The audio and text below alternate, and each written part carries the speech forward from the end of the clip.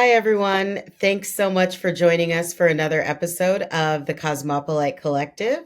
I am your host, Diana Lordson, and I am interviewing Christine Job of Flourish in the Foreign. And fun fact, I was actually very sick when I recorded this interview.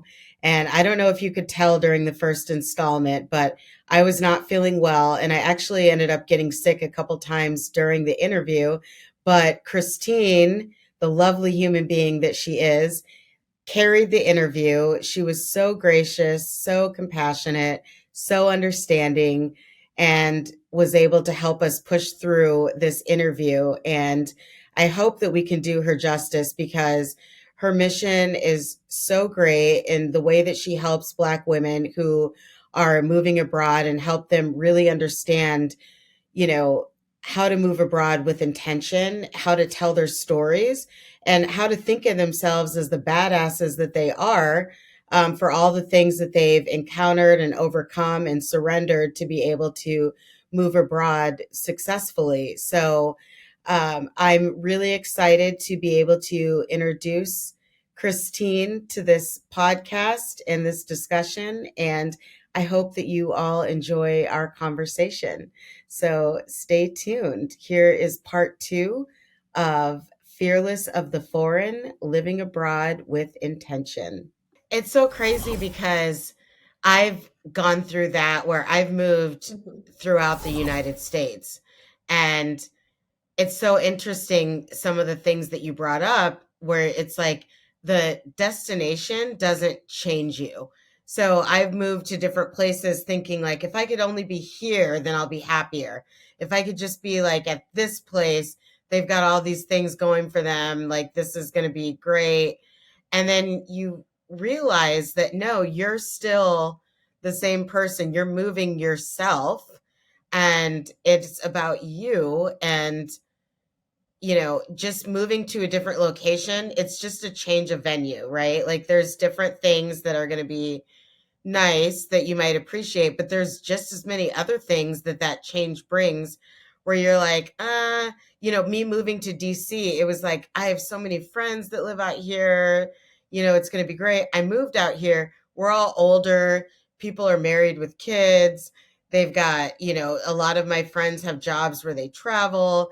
I travel all the time for work and just for personal reasons. And it's crazy because I don't even see my friends most of the time. And so you can't move to a location and think that just the move is going to bring about all of this change. Like it's definitely a personal journey that you have to, find within yourself. And uh, I thought you expressed it so beautifully, just kind of talking about moving with intention. And it's something that when I was doing a little bit of research on you, I was looking at some of the courses that you offered about moving, right? And people that are interested in I highly suggest that any of our listeners go to flourishintheflorin.com and look at the resources that are available because when I was looking at one of the courses, what really hit me was that you had things in there like loneliness, dealing with like loneliness, isolation, or different things like that. It's not like when I think about moving, a lot of times I'm so focused on the logistics that I'm thinking about, okay, how can I make this happen? My apartment, this is how much rent is going to be, this is what's happening. But there are so many other factors that go into that whole experience. And I thought your courses are beautifully designed in that way where they actually cover some of those like intangible things outside of logistics, like what happens when you're okay, you're in another country, now what, your bills are paid, now what, like how do you deal with loneliness, how do you deal with meeting new people and creating a new social network, and like what do you do with yourself now Yeah. that you're I there? think that is the thing that people don't discuss. Like it's that's not sexy. You're not gonna see that on IG unless someone's going to like wax poetic about how I was lonely, but now I'm not. And well, I don't know. Like I'm sorry, I'm a little bit of a cynic when it comes to that kind of Mhm. stuff. I'm like, okay, you're trying to Yeah, sell us something, yeah. which is fine. I'm a businesswoman too. All right. People in the move abroad space, they don't talk about it. And I think it's because maybe they haven't lived abroad long enough. You know, my guests have all lived abroad for at least 3 years, most of them much longer. Mhm. And there is so much grief in living abroad and that people don't talk about. Um, and Mhm. so people get confused because, I talk about living abroad as a pathway to wellness. And so they just think like, oh yeah, the food is better and cheaper and Mhm. yummier and less pesticides. And if you move to Europe, that's true. Like things that I was avoiding in the United States, I can actually ingest here. And I'm like, oh, who knew? But when I'm talking Mhm. about wellness, I'm never talking about bath bombs and crystals, even though those are amazing and I love them.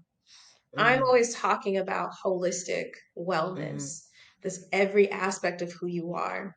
And part of that is your mental wellness, your emotional wellness, that social connectivity.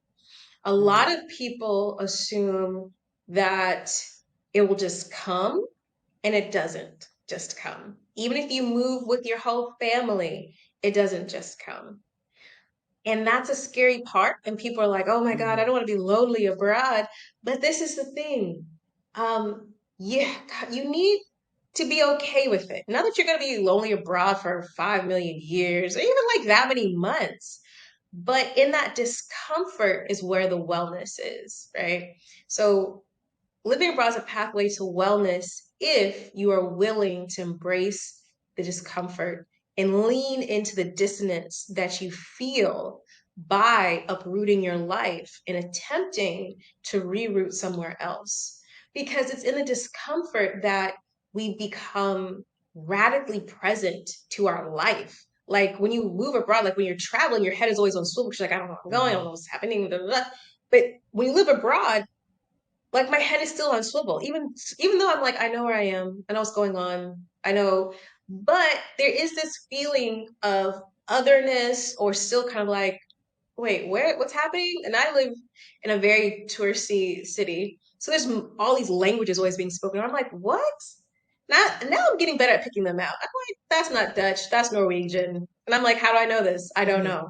But it's like that radical present awareness, not only of your surroundings, but to your life. With that radical present awareness, you start making Mhm. small, intentional, conscious, micro decisions that then compound into this beautiful life. Part of that will also help you to Mhm. reroute into this society, but also for you to develop a community, right? That's what that is. It's not, I move abroad and I have friends and there's a black community there, so everyone's gonna embrace me. And I'd be like, people would think that I'm like, y'all don't live in Atlanta or DC where people clearly know like not all skin folk is kin folk. So we're like, I don't know, if you don't live in Chocolate City, you don't know that like, oh, just because it's all black people doesn't mean like we're all friends. So I don't know. So I think it's Mhm. really important to talk about wellness in that aspect, but also to talk about belonging, talking about the different forms of grief, right? Particularly the grief of grieving and mourning the life that you could have had, even if you do not want it, right? And people Mhm. Oh don't yeah, that's powerful. understand that sentiment. And the more people I talk about it, I can only talk to people who live Mhm. abroad because if I try to talk to like a friend who I might love very much, but has never lived abroad, there's like, well, just come home. And I'm like, that is not the answer.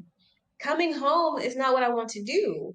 But there is a grief of realizing I Mhm. chose differently, and that's not available to me, not in the way that it was 6 years ago when I first left, and it may not be available to me. And that's really hard to deal with for some people, even if you do not want it.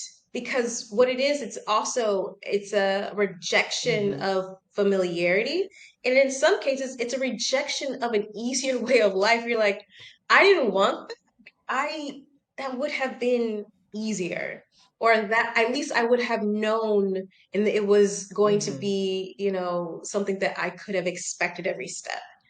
So there's all of these things that people don't really talk about Mhm. when you move abroad and how to deal with it. Because I think what people need to understand is that living abroad is not a balm to everything that ails you in your life. It's not going to fix your life at all. In fact, it may exacerbate things in your life, Mhm. because there's nothing like living abroad to really show you who you are Mhm. actually, like who you really are, and just, technicolor, like you can't hide it. So I just think that Mhm. it's so important to take care of yourself and to be mindful. And I don't say that to scare anyone, be like, oh, I knew I was gonna be lonely. I'm never gonna move abroad. It's like this. If you notice a possibility, like if you go camping, you know it's a possibility you might stub your toe or break your leg. You have a first aid kit. You just want to be prepared, and you want to actually sit with yourself. You're like, how well do I deal with being Mhm. alone? Like, how well do I deal with being alone? And like, take it Mhm. further, right? How well do I deal with being alone if I am in my new apartment and I live somewhere like in Southern Europe, where getting your internet may take a couple days or weeks, depending on where you decide to move to. You're like, oh, I have no internet and I'm alone with my thoughts. Or, how well do I deal with being alone if I do not speak the language and I can't communicate? What am I going to do? Because a lot of people, and I'll say for myself, I'm a fairly confident person in English. And I thought I spoke Spanish. I minored in Spanish. So I was like, and I studied abroad. I was like, I speak Spanish. Yeah, I speak Spanish. And I Mhm. was like, I don't speak Spanish. That's interesting. When I moved here and realizing all of a sudden in my life, I've never had social anxiety. Now I'm developing social anxiety because every time I go outside my house, I'm practicing what I'm going to say. I'm like, yeah, I know these words. I'm saying these things. Either people are like, they don't understand my accent. I'm using words that they don't know because I basically learned Latin American Spanish. And then they do understand what I'm Mhm. saying. They're telling me, why are you asking for this item in this store? Because, in Europe, they don't be doing like one-stop shopping. So when I think of something, I'm like, everything's at Kroger. Like, everything's at Kroger. And that's not true. So people look Yeah, at you like yeah, you're yeah. dumb. Like, what are you talking about? Like, all these things when you're just like, I just want to buy a pencil or something like that. All the social anxiety starts developing. You'd be like, I need to go do something. I don't want to leave my house. I'm not going to leave my house. I can't do it today. Like, all of these things start happening. So you start to have to ask yourself, how well do I deal with being perceived as dumb? You're like, I'm not dumb. I'm really smart in English. I just don't know what's happening right now. Mhm. Like, how well do you deal with that? Yeah, How yeah. are you going to overcome that? Because you eventually just going to be like, y'all going to get this accent. And we're Mhm. going to pantomime to each other. Guess what? We're holding hands. Now we're doing it. Like, how are you going to get to that point? Those are the things that you want to think Mhm. about as you move abroad, because that's also going to probably dictate how much fun you're going to have abroad. When we're talking about going abroad, at least for me and Flourish So Foreign, I'm not talking about go abroad and it's like, oh, it's vacation. I'm talking about sustainability. I'm talking about longevity. I want people to live a life Mhm. well lived. I want you to cultivate it. So cultivation is work. Yeah. You have to get your hands dirty. You have to pull the weeds, but you get to drop the seeds of the life that you want to experience, the fruit that you want to feast upon. And so when you're in that space and you're like, Mhm. there's nothing to feast on right now. If you feel like, I don't know how sustainable that is though, then we start picking up other, skill sets and tools to be able to do that. But that's important, because when we're talking about belonging, we're talking about Mhm. friendships, we're talking about long-term partnerships and all those other things. It really comes down to you, I think, how well do you deal with being alone?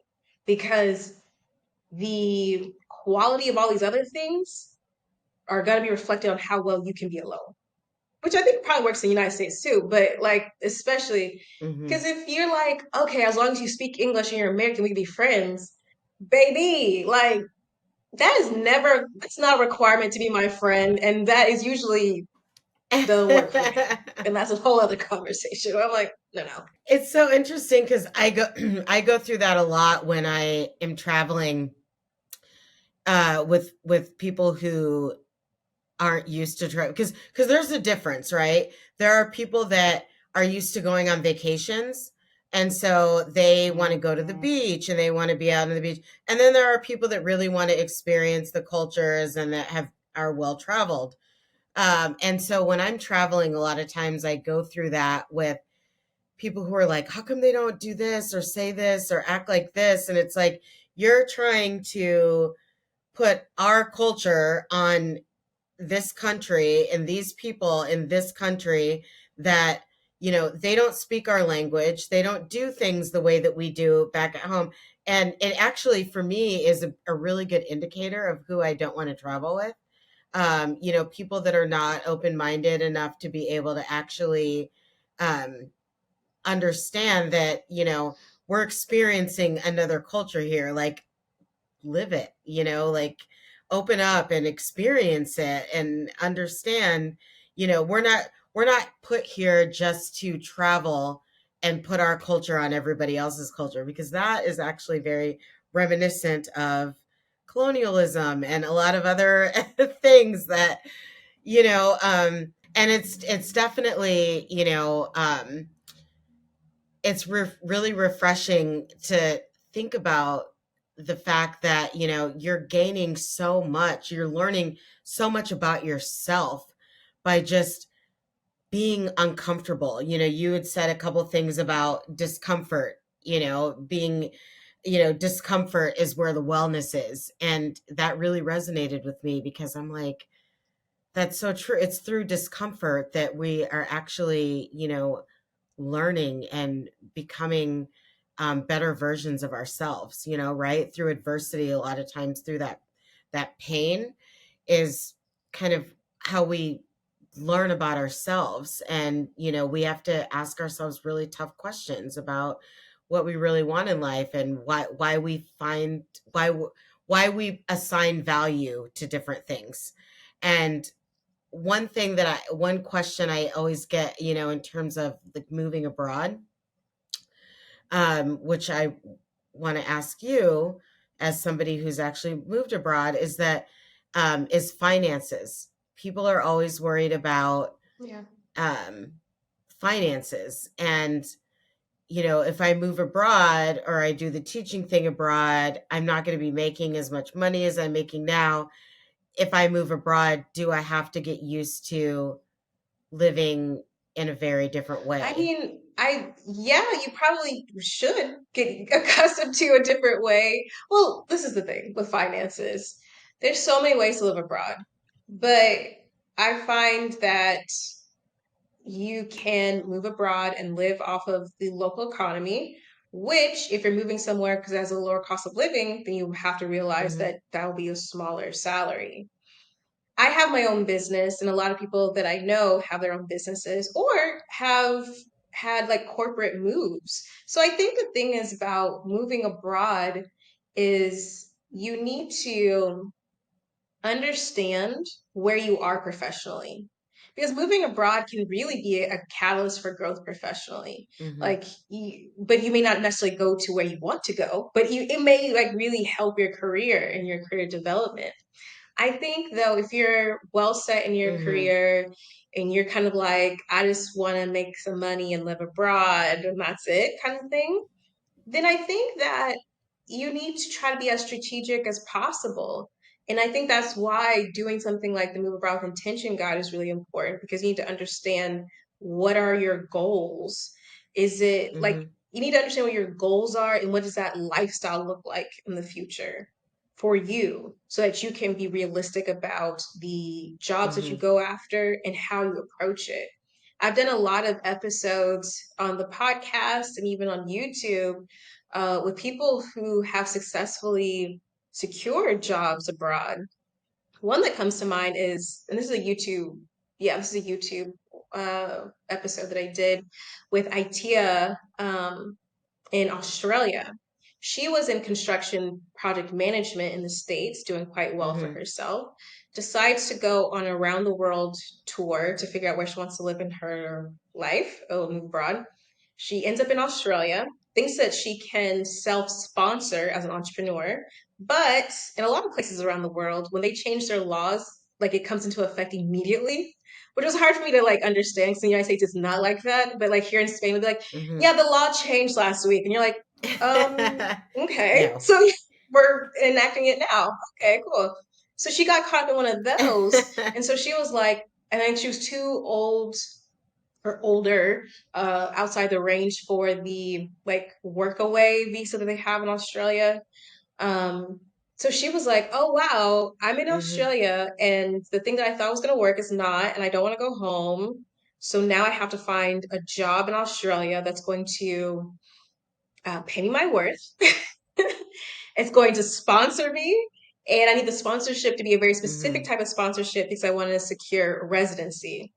And so this is the type of like go get itness that I think you would need to pull off what she did, which is she went on Indeed and then LinkedIn. She saw a bunch of jobs that she was like, oh, this is what I'm looking for. She applied for them, but she reverse engineered it. She saw all of the recruiting companies that were placing it and called them directly and was like, hey, what's up? Like, this is who Mhm. I am. I'm amazing. And it was tough because, it's a different between metric and standard measurements, Mhm. which would be important in construction. But she's like, I know how to Oh do yeah. conversions. I have a Yeah. calculator, so not a problem. But there were also some other things that they were like, well, we don't know if you understand this and this and this, where some people might be deterred. And she was like, absolutely not. You use that word, we use this word. I know exactly what I'm doing. And also, construction is a very male dominated field. So even project management would be very male dominated, probably mostly Mhm. white in Australia. So she's going in there. And she's super baby faced. So she's like, absolutely not. And I do this, and let's talk about it. And yes, give me what I want. And she does. She actually gets Mhm. an offer, and the recruiting agency is trying to like, okay, yes, you should take this offer. They're not going to give you more. And she's like, thank you for your service. I'm taking over the negotiation now. And she does. And she gets everything that she wants. She gets everything that she wants. And now she's an Australian citizen. So Mhm. can you go about and do what Oh she did? wow. Like, Oh I my wouldn't even say what goodness. she did is an outlier because I don't think most people even attempt to do what she does. A lot of people just apply and wait. And there's actually very Mhm. specific strategies to probably getting anything that you really want, especially when we're talking about professionally, especially if you have a timeline. She had a timeline. She was like, I gotta get this job or I gotta go. So when we're talking about finances, people are like, well, I don't know. I just Yeah. have to like say this. You have to understand like who are you at this point in your life, right? Maybe things have always come easily for you, which it's great, right? Like Mhm. when I was in elementary school and high school, like test taking was super easy for me. So when I got to college, I was like, wait, studying? Hate this, like with a Mhm. passion. But you have to adapt, right? For what you want. And if you're going to be exerting so Yeah. much effort, and if your professional career, you don't want to switch, careers, and you don't want to do that, then it behooves you to be strategic with that effort. And people might think like, oh, that sounds like a lot of stuff she had to do, but I don't Mhm. think so. I think it was just concerted effort. Like think about it as like a sniper approach as opposed to a scattershot approach. Yeah. Why are you applying to 140 places? Doesn't make any sense. I'm not an HR professional, so don't take maybe apply to 140 places. Mhm. But having a concerted effort, especially if you have career aspirations and a financial requirement. And also with financials, I also have another episode about this.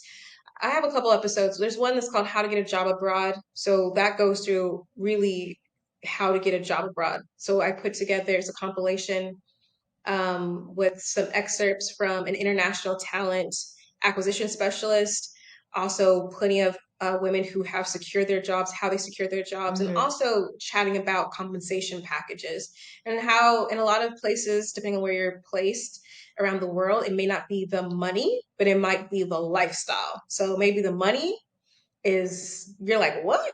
It's not what you get with Yeah. entry level, but you might get a house help, nanny. Your kid might go to international school, and international school is no joke of a tuition. You might get flights home, you might have car Mhm. service. Mhm. Like, so you also like, so that's the thing about when people's like, oh, finances. That's what I'm like, you gotta do like move around with intention, God. You need to do something deeply introspective. You need to know when you say, in my professional life, am I happy and satisfied? In my financial life, am I happy and satisfied?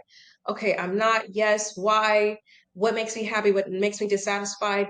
And then when I look at my life, what is it that I actually want?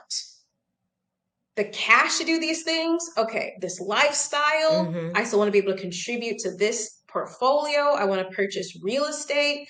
Like, it's really important to be specific. And that's one of my biggest pet peeves in this space. People try to speak in generalities. So you get nonsense. People get frustrated all the time.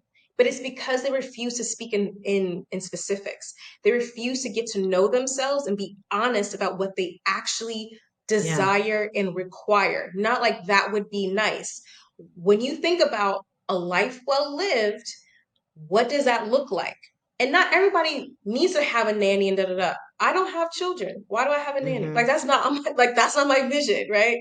Um, everyone has something different. So it's important to understand Yeah. that, because then if you had that clear vision, then taking a strategy like ITEA probably doesn't feel crazy. Like, or joining an international association and networking and Mhm. getting to know people in different regions, seeing where your skill set would be best matched and allowing that to dictate your move, not like I had the best crepe in the world in Paris. I gotta move to Paris. Like, and Paris is one of those things where I'm like, it will, living there will eat you up and spit you out and be like, and you look ugly. And you'd be like, girl, what? So like this is that whole intentionality, allowing your vision of your life to pull you in the direction of where to pull you in the direction of a city, of a place that could then nurture that vision, right? Not being like, I'm moving to France, let me try to squish this Mhm. in, right? IKEA kind of did that, but also IKEA is a different breed. But Mhm. like, if you're worried about that, like, I don't know if I could do it, you allow the vision to pull you to the place, right? The vision of the profession, the money, the lifestyle, your mental, your Mhm. social. Allow that to pull you to a place. Much better way to do it. Much better. And, and I think sometimes people get caught up Yeah. in social media also. A lot of people are living lives, or they're portraying lives they're not living, but I'll leave it at that. But yeah, with financials, it's important. You might still have bills in the States. You might still have things and people to care for.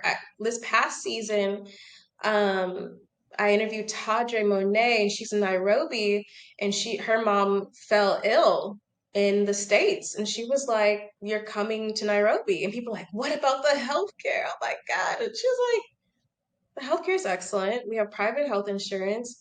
Also, she has a nurse that comes and takes care of her, and the cost per day." I mean, I don't want to misquote her, but I think it was less than $10 a day. And she has, yeah. So so this is the thing Oh, about wow. specificity. People are like finances, but then it's hard. And I applied for jobs on Indeed, and I'm like, you are not really serious about your life, though. That's the thing. And I have to be harsh with people. You want to have the things that everybody else has. You Mhm. saw this YouTube video, da da da. What is your life currently? What does it look like? What's the reality of it? And what is it you want? And then allow that to Yeah. pull Yeah. you. So maybe you weren't thinking about Nairobi because you didn't know anything about Nairobi. And now all of a sudden it makes sense for you to move to Nairobi for all the things that are happening in your life. But people have got to Mhm. become interested in their life. And I think that's the thing about living in the United States, is that so many people are deeply disinterested in their life because it's set up that way, right? People are exhausted. There's no time for contemplation. There's not even like benches to sit and sit and rest. Like here in Spain, there's benches and chairs Mm-hmm. everywhere just to sit and rest. You know, people be pushing their little grocery cart. You sit down. I need to sit. Yeah. I need to rest. It reminds me of that book, what is it, Fahrenheit 451 or what's there's a book, Yes, I love that book. yes, yes. And it's like and it's and everything goes so fast, right? Because they don't want people to be able to stop and think. So like your cars move fast, like you know, everything when you talk about benches just for people to sit and contemplate, it reminds me of that, this kind of dystopian world where we are, just kind of everything is that instant gratification, that social media, Instagram post where, people are living it up in the private jet. Not that I don't want to go on a private jet because I do want the experience, but There's no utopia.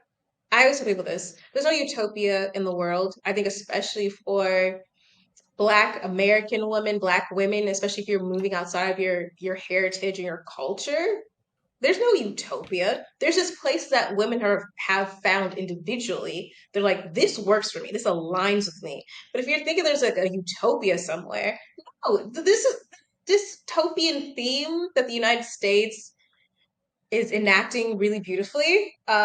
No notes. It's scary, but like it's being exported around the world. So like it's creeping, but other places in the world have mhm, stronger boundaries about certain things. They'll be like populism, but we're not working to the bone. We're still having a month off of vacation. You're like, okay.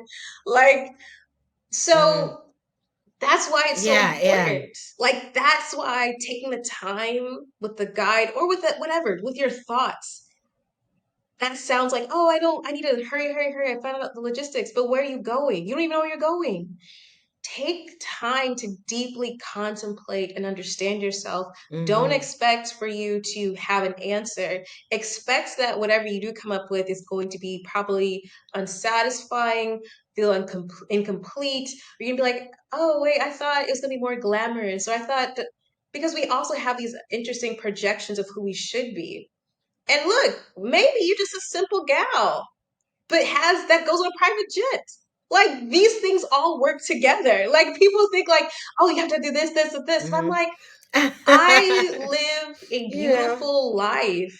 And I don't allow other people's expectations what my life should look like affect me to live this beautiful life. Like I'm living it. I'm embodying soft yeah, life. Like yeah. I'm not Instagramming it. It's a different type of thing, but you have to be deeply interested in yourself, deeply interested to understand like that's cute for you, but this is Yeah. actually what I deeply desire and require. Because then that changes how you approach anything about this, right? Anything. You can't get caught up in the IG Mhm. of it all. You really can't. Yeah, yeah. That's such a great point. And I want to talk about your book. You have a book coming out. Yeah, I'm still writing this book. It's coming out. It is. It's called Flourish No Foreign, A Guide to Living Well Abroad. And I wanted to write a book about the cultivation of a life well lived abroad. It's not a step by step of how to live abroad. It's more about what Mhm, are the symptoms and signs that you might need to uproot yourself, regardless if it's internationally or domestically? But there are symptoms and signs that you might be languishing, right, on the vibe. Like you might be mhm, dissatisfied, and mhm, you could benefit from not just moving your geographic location, but uprooting yourself, cutting away the dead parts and replanting yourself in a soil that is mhm, more nutrient rich for you, and to experience an unfurling of petals and mhm, leaves that you didn't even know that you could produce. Like a lot of us might be in situations in which we don't even know even an inkling of how much we could thrive. Truly. There, it's kind of like if you've ever had a plant and you've had it for years, Mm-hmm. you're like, that's just a plant. And all of a sudden, usually a mom comes and you're like, the mom does something, and this plant Mm-hmm. is growing flowers and fruit. And you're like, I didn't even know that was an avocado tree. I had no idea, right? Because it just needed something extra. It needed Mm-hmm. to be nurtured. And I feel like that's what this book is about. It's about recognizing those signs, but also talking about what does that look like to uproot yourself? What does it look like to replant yourself? But also, what does it look like to be in a symbiotic relationship with your community when you go abroad and you don't become an invasive species? Because nobody needs that. Like, how does that work? And then just to contemplate, because there's this idea of soft life, Black girl soft life, which I enjoy. I love it. I do support that type of going, like carrying on, lollygagging. I love it. I love seeing, dewy skin, great lighting, but really about how can soft life be embodied. So that's the book, Flourish Okay. in the Foreign, A Guide to Living Well Abroad. It'll be available soon. Hopefully, you can go ahead and sign up for it at flourishintheforeign.com. But also, just thank you so much for having me. I really appreciate you taking the time. For all of you who are interested in learning more about the podcast or about me, check out flourishintheforeign.com. The podcast is available across all social media networks and podcasting networks. And yeah, please reach out. Please learn more about the podcast. And thank you so much for having me. Definitely. I'm so excited that you agreed to be on the podcast and so happy to have you. And also, I just want to reiterate if you're interested in living or moving abroad and what that really actually looks like, please check out flourishintheforeign.com. There's all the social media sites, all of the podcast platforms, Spotify, YouTube. Follow Christine and Flourish in the Foreign. And Thank you for having thank you me. so much again for being a guest on our show. Thank you.